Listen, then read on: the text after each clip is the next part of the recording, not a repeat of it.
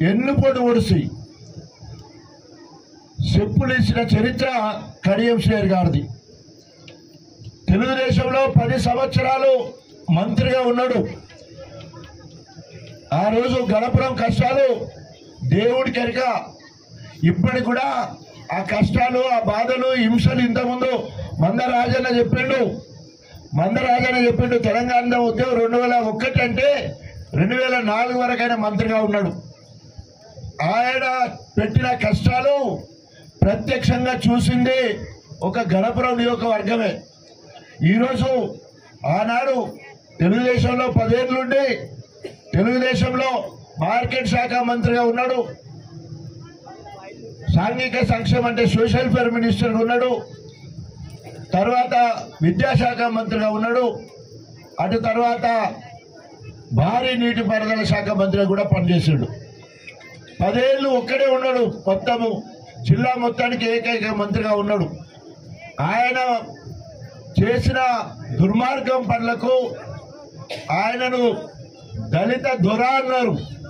దొరలు కూడా అంత గర్వంతో ఉండరు, కానీ కడియం శ్రీహరిని దళిత దొర అని అన్నలు పేరు పెట్టిళ్ళు. అదేవిధంగా కల్నాయక్ అనే పేరు మీద పుస్తకం కూడా తీసిళ్ళు. ఆయన చెప్పేటి నీతిమంతులు, నీతి మాటలు ఏదో మోటు సామెత ఉంటుంది, చెప్తే బాగుండదు, కానీ ఆయన చేసే పనులన్నీ కూడా పందులు పడ్డే దొమ్మనలు చేసే ఆ కార్యక్రమాలు చేస్తాడు. ఆయన ఆనాడు గణపురం నియోజకవర్గ ప్రజలను కష్టాలకు నష్టాలకు గురి చేస్తే 2004లో కర్రు కాల్చి బీఆర్ఎస్ చేతిలో ఓడిపోయిండు. విజయరామారావు చేతిలో 18,000 మెజార్టీతో ఆ రోజు మనం అందరం కష్టపడి పనిచేయడం వల్ల కడియం శ్రీహరిని ఆ రోజు పాతి పెట్టేసినాం. రాక్షసులు లెక్క మళ్ళా కొస ఊపిరితో ఉన్నాడు. మళ్ళా 2014లో నంగనాచి లెక్క మళ్ళీ బీఆర్ఎస్ పార్టీలోకి వచ్చిండు. బీఆర్ఎస్ పార్టీలోకి రాగానే మన వాళ్ళందరూ చెప్పినట్టు రాగానే కేసీఆర్ గారు ఎంపీ పదవి ఇచ్చిండు. ఎంపీ అయిపోయింది. మీకందరూ తెలుసు, ఉప ముఖ్యమంత్రిగా ఉన్న నన్ను మాయ మాటలు చెప్పి సిలువలు పలువలు చేసి చెప్పి నా పదవి గుంజుకున్నాడు. డిప్యూటీ సీఎం అయిండు. ఉప ముఖ్యమంత్రి అయినాక 2 సార్లు ఎమ్మెల్సీ అయిండు. అటు తర్వాత మొన్న మళ్ళా మీకు అందరికి మాట్లాడినట్టే నా ఎమ్మెల్యే పదవి కూడా తీసేసుకున్నాడు. తర్వాత సాలేదన్నట్టు వాళ్ళ బిడ్డకు ఎంపీ టికెట్ తీసుకున్నాడు బీఆర్ఎస్ పార్టీ నుంచి. గిన్ని పదవులు అనుభవించిన కడియం శ్రీహరి ఎందుకు ఇంత నమ్మక ద్రోహం చేసి ఈరోజు బిడ్డ అయ్య ఇద్దరు కలిసి కాంగ్రెస్లోకి పోయిళ్ళు? మరి కడియం శ్రీహరి ఎవరు ఇప్పటికే చాలా మందికి తెలుసు, కానీ నేను ఆయన గురించి చెప్పాలనుకుంటున్నా. ఆయన ఏమంటాడంటే నేను ఎస్సీ అంటాడు. ఎస్సీ అంటే 59 కులాలు కలిస్తే ఎస్సీ. అలా మాలోళ్ళు ఉంటారు, మాదిగోళ్ళు ఉంటారు, డక్కలి, సింధు, మాస్టి, గోసంగ్ ఇట్లాంటి ఉపకులాలు ఉంటాయి. కానీ కడియం శ్రీహరి గారు ఒక అమ్మకు ఒక అయ్యకు పుట్టిన దాఖలు ఇక్కడ కూడా కనిపించాయి. ఇది మంచిగా మీరు వినాలి. ఇది చెప్పడానికే నేను ఇక్కడికి వచ్చిన. ఆయన బైండ్లోడ్ అని చెప్పుకుంటున్నాడు, కానీ పెరిగింది మాత్రమే బైండ్లల్లా. పుట్టింది పద్మశాలి ఇంట్లో. తల్లి తండ్రి ఇద్దరు పద్మశాలి అలా పుట్టిన తర్వాత ఆ కుటుంబంలో స్విచ్ పెట్టిండు వీళ్ళు అయ్య వెంకట నర్సు. స్విచ్ పెడితే ఆ మొగడు కొడుకును తల్లిని ఎల్లగొడితే అక్రమంగా బైండ్ల ఇంట్లో పెరిగిండు కడియం శ్రీహరి. అక్రమంగా బైండ్ల ఇంట్లో పెరిగిండు. పుట్టింది పద్మశాలికి. దానికి ప్రత్యక్ష సాక్ష్యము దయాకర్ రావు గారు, ఎర్రబెల్లి దయాకర్ రావు గారు. వాళ్ళ నాన్న దగ్గర షేర్దారుగా వెంకట నర్సు పనిచేసేది. ఏరా వెంకట నర్సు ఏంద్రా ఈ పని, ఆ పిల్ల పొరడు వచ్చింది ఏంద్రా అంటే నెత్తికోకుంటాడట. ఎందుకు నెత్తికోకుంటున్నావు అంటే ఏం చెప్పాలో దొరకింది సంగతి అని చెప్పేసి. గంత హీనమైన చరిత్ర. పోనీ ఆ బైండ్ల కులస్తులు ఎంతమంది ఉంటారు అంటే మొత్తము బైండ్ల కులస్తులు మొత్తం తెలంగాణ మొత్తంలో 600 మంది. 600 మందిలో 439 ఓట్లు మాత్రమే. మొత్తం కలితే ఇక్కడ వడ్డేగూడెం ఉన్నది, ఇక్కడ అలియాబాద్ ఉన్నది. మా ఎస్సీలు మొత్తం కలిస్తే గిన్నెళ్ళు కూడా ఉండవు. 20-30 ఊర్లకు ఒక ఇల్లు ఉంటుంది. 20-30 ఊర్లకు ఒక ఇల్లు ఉంటుంది. తర్వాత అలా మొత్తము జనాభా కలిస్తే 600 మంది ఉంటారు. ఒక్క ఊరుకు సంబంధించిన జనాభా మరి ఇలా 70 లక్షల మంది మాదిగలం. నేను అసలు సిసలైన మాదిగా, తాటికొండ రాజయ్య మాదిగా. నీకు దమ్ము ధైర్యం ఉంటే, కడియం శ్రేణి నీకు సిగ్గు శరం ఉండేది ఉంటే, నేను డాక్టర్ తాటికొండ రాజయ్య మాదిగ ఎట్లా అంటున్నానో, నేను కడియం శ్రేణి బయళ్ళని ప్రకటించు చూద్దాం. ఇట్లనే నేను ఆ రకంగా నేను బయళ్ళ అని చెప్పేసి, కడియం శ్రేణి బయళ్ళ అని చెప్పేసి నువ్వు ప్రకటించు. అప్పుడు నువ్వు నేను తెలుసుకుందాం. బయళ్ళనిగా నువ్వురా. నీ బయళ్ళ కులస్తులను అక్కడో ఇక్కడో, మా జఫర్గఢ్లో కొందరు ఉండొచ్చు, ఈ తీగారంలో కొందరు ఉన్నారు, అక్కడో ఇక్కడ ఉన్నారు. ఛాలెంజ్ చేస్తున్నా, నీ కులస్తులకు నువ్వు ఏం చేసినావో చెప్పాలి. నీ కులస్తులు ఎప్పుడన్నా ఇంటికి కనీసం కుల భోజనం పెట్టినవా? నువ్వు నీ అయ్య చనిపోతే గుడ్డు కొట్టించుకోలే నువ్వు. నీ అయ్య అంటున్నావు కదా, ఎందుకంటే వాళ్ళ అమ్మ చెప్పింది, బిడ్డ మనం శాలము బాయిల్లోనికి గుండు కొట్టించుకోవద్దని చెప్పి నాకు గుండు కొట్టించుకోలే. ఈయన గుండు కొట్టించుకోలే, వాళ్ళ అయ్య చనిపోతే గుండు కొట్టించుకోలే. వాళ్ళ అమ్మ ఇప్పటికి కూడా ఉన్నది, వాళ్ళ అమ్మని అడగాలి చెప్తుంది. వాళ్ళ అయ్య ఇక్కడ ఆమె కరెక్ట్ తెలుసు వాళ్ళ అయ్య గురించి. కడియం శ్రీ అయ్య గురించి ఎవరికి తెలుస్తుంది? వాళ్ళ అమ్మకి తెలుస్తుంది. ఇప్పుడు ప్రత్యక్ష సాక్షి. లేదంటే అన్నదమ్ములు 2-3, ఆయనకి వెంకయ్య నర్సుకు 3 పిల్లలు, వాళ్ళందరి కొడుకులది డిఎన్ఏ పరీక్ష చేయాలి. కడియం శ్రీ డిఎన్ఏ పరీక్ష చేస్తే అన్నదమ్ముల వరుస కూడా తేలిపోతుంది. అసలు శిశులైన కులం ఏందో తేలిపోతుంది. అట్లాంటి నకిలీ దళితుడు కడియం శ్రీ. ఈరోజు గణపురంలో 100కు 35% ఎస్సీ వాళ్ళు ఉన్నారు, నా మాదిగ బిడ్డలు ఉన్నారు. ఈరోజు మనందరి హక్కులను మొత్తం కూడా 60 ఏళ్ళ కంచెల్లి, 20 ఏళ్ళేమో విద్యార్థి దశగా ఉద్యోగం వరకు 20 ఏళ్ళ రిజర్వేషన్ వాడుకున్నాడు. 40 ఏళ్ళ కంచెల్లి రాజకీయం. అంటే మొత్తము 60 సంవత్సరాలు అంటే రిజర్వేషన్ వాడుకోవడంలో షష్టి పూర్తి చేసిండు. అక్రమంగా వాడుకున్నాడు, అక్రమంగా కులాన్ని వాడుకున్నాడు. ఈరోజు అందరం ఎక్కి కూర్చున్నాడు. 10 ఏళ్ళల్లా అన్ని పదవులు అనుభవించిండు. అక్కడ ఎన్టీ రామారావుకి ఎన్నుపోటు పొడిచాడు, తర్వాత చంద్రబాబు నాయుడుకి ఎన్నుపోటు పొడిచాడు. మెల్లగా సందులో ససమియ లెక్క కేసీఆర్ దగ్గరకు వచ్చిండు. నేనేమో తెలంగాణ రాష్ట్ర సాధన కోసం అధికార కాంగ్రెస్ పార్టీ ఎమ్మెల్యే పదవికి రాజీనామా చేసి తెలంగాణ జెండా పట్టుకొని, కేసీఆర్ చెయ్యి పట్టుకొని యావత్ తెలంగాణ మొత్తము తిరిగి మళ్ళీ ఇక్కడ తెలంగాణ కోసము పోటీ చేసి 33,000 మెజార్టీతో గెలిస్తే ఆ దుర్మార్గుడు, ఆ దుష్టుడు, నమ్మక ద్రోహి ఏమన్నాడంటే, రాజయ్య నువ్వు కాంగ్రెస్ పార్టీకి రాజీనామా చేయి, ఎమ్మెల్యేకు రాజీనామా చేయి, నేను జీవితంలో పోటీ కూడా చెయ్యా, నువ్వు రాజీనామా చేయమంటే పుసుకుని రాజీనామా చేసినా. ఈయన గురించి కాదు, కేసీఆర్ గారి గురించి చెప్పిన దాన్ని బట్టి తెలంగాణ కోసం, నా ప్రజల కోసం రాజీనామా చేస్తే మళ్ళా కడియం శ్రేణి కడియం శ్రేణి కూడా ఇక రాజకీయాల నుంచి తప్పుకుంటాను అన్నాడు కదా అని చెప్పేసి నేను రాజీనామా చేసి మళ్ళీ మార్చి 2012 ఎలక్షన్ వస్తే అందరికంటే ముందుగా నామినేషన్ అవ్వడు ద్రోహి ఎవడంటే కడియం శ్రేణి. మళ్ళీ ముందుగా ఒక గంత నమ్మక ద్రోహం చేస్తాడు, మళ్ళీ పోయి నామినేషన్ వేసిండు. నా చేతిలో సిత్తు ఓడిపోయాడు. కేసీఆర్ గారు ఇచ్చిన ప్రేమ అభిమానంతో నేను 33,000, తర్వాత 58,000, తర్వాత మళ్ళీ మొన్న 37,000తో గెలిచిన. ఆయనది సాగు తప్పి కన్ను లొట్టబడ్డట్టు 3 సార్లు గెలితే నా మీద 4,000, తర్వాత మొన్న 7,000. మొత్తం కూడా ఎప్పుడు కూడా తూ అంటే తూ అనడే తప్ప ప్రేమతోని ఓటేసింది ఒక్కడు కూడా లేరు. తప్పదు కదా అని ఓటేసినట్టే. కేసీఆర్ గారు చెప్పింది కాబట్టి ఆయన కోసం ఓటేద్దామని ఓటేసిన వాళ్ళే మీరందరూ. కానీ ఆయన మీద ఇష్టంతో ప్రేమతోటి ఓటేసిన వాళ్ళు లేరు. ఆ రకంగా కేసీఆర్ గారిని మోసం చేసిండు. ఇక తర్వాత ఇప్పుడు బిడ్డ వచ్చింది, బిడ్డ పేరు కావ్య, కడియం కావ్య. మా అయ్య బయలులోడ్ అయితే నేను బయలుదని అంటాను, మా అయ్య బయలులోడ్ అయితే నేను కూడా బయలుదని అంటాను. మరి పోనీ బయళ్ళ లెక్కనే ఉన్నామంటే బయళ్ళ లెక్క లేదు, తురుకాయనని పెళ్లి చేసుకున్నది. ఈమెదో కథ. ఆయన కులం కథ అయితే ఈమెది మతం కథ. ఈ మతం కథ ఏంటంటే లవ్ చేసుకుంటారు, ప్రేమ వివాహాలు అవుతాయి. ఆ ప్రేమ వివాహాలల్లో కష్టాలు వస్తే పడాలి.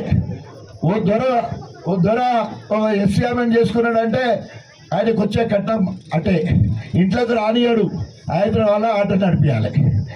ప్రేమ వివాహాల కథలు అట్లుంటాయి, చాలా కష్టాలు ఉంటాయి. మరి నువ్వు ఓ తుర్కాయనని చేసుకున్నావు, నజీరుల్లా షరీఫ్ అట పేరు. నజీరుల్లా షరీఫ్ అనే ఆయనను పెళ్లి చేసుకున్నది. పెళ్ళి అయినాక ఒక బిడ్డ పుట్టింది. ఆయనకు 3 బిడ్డలు, ఈమెకి 2 బిడ్డలు. లైన్ అయి ఉన్నది. మళ్ళీ అక్కడ 3 బిడ్డలు 2 అయినాయి మళ్ళా. ఎందుకంటే బయలుదేరు కదా, బయలుదేరకు బండ్లావే కదా. సో ఇక్కడ పెళ్లి చేసుకున్నది తుర్కాయనని పెళ్లి చేసుకున్నది. బిడ్డ పుడితే బిడ్డ పేరు దియా నజీరుల్లా షరీఫ్. మొత్తం తుర్కోళ్ళ పేరే పెట్టింది బిడ్డకు. ఇక తర్వాత ఇప్పుడు చిన్న బిడ్డ 10 ఏళ్ళ తర్వాత చిన్న బిడ్డ పుట్టింది. ఎప్పుడన్నా మళ్ళీ ఏమన్నా అవకాశం అవుతుంది కావచ్చు అని ఏం పెట్టిందంటే మెహందీ నజీర్ కడియం. తోక కడియం వచ్చింది, మంచిగింటలేరు మీరు. మెహందీ నజీర్ కడియం. ఈ కడియం ఎందుకంటే ఈ తోక ఎందుకంటే ఆయన బయలులా, ఈమె బయలులా, మన్మరాలు బయలులా. ఈ బయలులా మన్మరాలు కూడా రేపు రాజకీయ వారసత్వం ఉండాలనే ఉద్దేశంతో ఎవరికన్నా బిడ్డలకు పిల్లలు పుడితే అయ్య కులం వాళ్ళని పెట్టుకుంటారా, మామది పెట్టుకుంటారు, మొగంతి పెట్టుకుంటారు, అటు సైడ్ పెట్టుకుంటారు. అది మొత్తం వదిలేసి అయ్య మొకాడ బయళ్ళ కులాన్ని వాడడం కోసం దియా ఒక్క పేరు, మెహందీ ఒక్క పేరు, వాళ్ళ అయ్య పేరు. మరి ఏమైనా ఇక్కడ తెలంగాణ అంటే పక్క ఆంధ్ర. గింత నకిలీ కులము, గింత నకిలీ మతములు మనకు అవసరమా? ఎంటికాలం అప్పుడు 94 ఎంటికాలం నమ్మినాం. అంతకుముందు ఎవరు అడిగడం లేదు, చదివిండు. ఈరోజు మాదిగలందరూ కూడా తిరగబడడానికి కసితో ఉన్నారు, రేషంతో ఉన్నారు, పగతో ఉన్నారు. కావరం ఎక్కిన కాంగ్రెస్ పార్టీ మాదిగల ఓట్లను ఆడుకున్నది. రేవంత్ రెడ్డి అన్నాడు మాదిగలు చేయబట్టే నేను ఎంపీ జెడ్పీటీసీ అయినా, మాదిగలు చేయబట్టే 2 సార్లు ఎమ్మెల్యే అయినా, ఎమ్మెల్సీ అయినా, మాదిగలు చేయబట్టే ముఖ్యమంత్రి అయినా అని కూడా చెప్పిండు. ఏరు దాటే వరకేమో ఓడమల్లన్న, ఏరు దాటంగానే బోడమల్లన్న అన్నట్టు ఈరోజు మొత్తం మాదిగలకు గుండు 0 రేవంత్ రెడ్డి చేసింది. మా మహిళలకు గుండు 0 రేవంత్ రెడ్డి చేసింది. మా రైతులకు గుండు 0 రేవంత్ రెడ్డి చేసింది. పిల్లల చదువుల కోసం గుండు 0 రేవంత్ రెడ్డి చేసింది. ఏ ఒక్కటన్నా మేలైన పని చేయలే. ఆఖరికి రిజర్వేషన్లలో మంత్రి పదవులు కూడా మాదిగోళ్ళకి ఇయ్యలే. అన్ని కూడా మాలోళ్ళకు 2 ఇచ్చిండు, మోచోళ్ళకు 1 ఇచ్చిండు. ఎంపీ 3 సీట్లుంటే 2 మాలోళ్ళకి ఇచ్చిండు, 1 బయళ్ళ కావ్యకి ఇచ్చిండు. తర్వాత మొన్న కంటోన్మెంట్లో కూడా మాల ఎమ్మెల్యేకి, మాల కులస్తులకు ఇచ్చిండు. ఈరోజు తెలంగాణ మొత్తంలో 12% మీ అందరు కూడా తెలవాలి. నేను మాదిగని చెప్పడానికి గర్వపడుతున్నా. ఎందుకంటే మొత్తం తెలంగాణ మొత్తంలో అందరికంటే పెద్ద కులం, అందరికంటే పెద్ద పోగు ఎవరిది అంటే మాదిగొల్లది.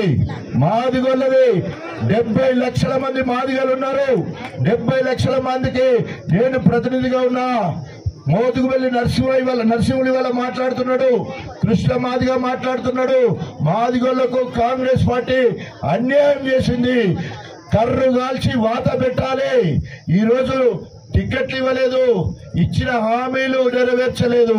ఇవాళ సమాజంలో సగభాగం మహిళలుంటే ఆడోళ్ళను నమ్మించి మోసం చేయడానికి 2500 జీతం అన్నా పడుతుందో పడదు, కానీ మీకు టెన్షన్గా 1వ తారీఖే మీ బ్యాంకులలో 2500 పడతాయని చెప్పేసి మా వాళ్ళందరినీ బొంకిచ్చిండు. ఇక 1 నెల రాలే చూద్దాం అనుకున్నారు. ఇంతకుముందు మన మహేందర్ రెడ్డి ఎంత ముచ్చట చెప్పాడు, ఎంత మంచి కథ. ఎట్లాగో నెలకు 2500 వస్తాయని చెప్పేసి వాళ్ళ అక్క సిట్టి కట్టిందట. ఆ సిట్టి 1 నెల పోయింది, 2 నెలలు పోయింది, 4 నెలలు అయిపోయినాయి, సిట్టి పైసలు లేవు. ఇప్పుడు మహేందర్ రెడ్డి మీద పడే పరిస్థితి వచ్చింది. సో ఆ రకంగా ఏ ఒక్క హామీ నెరవేరలే. డిసెంబర్ 9 సోనియా గాంధీ పుట్టినరోజు 2 లక్షల రైతు రుణమాఫీ చేస్తానన్నాడు, 2 పైసలు కూడా చేయలేదు.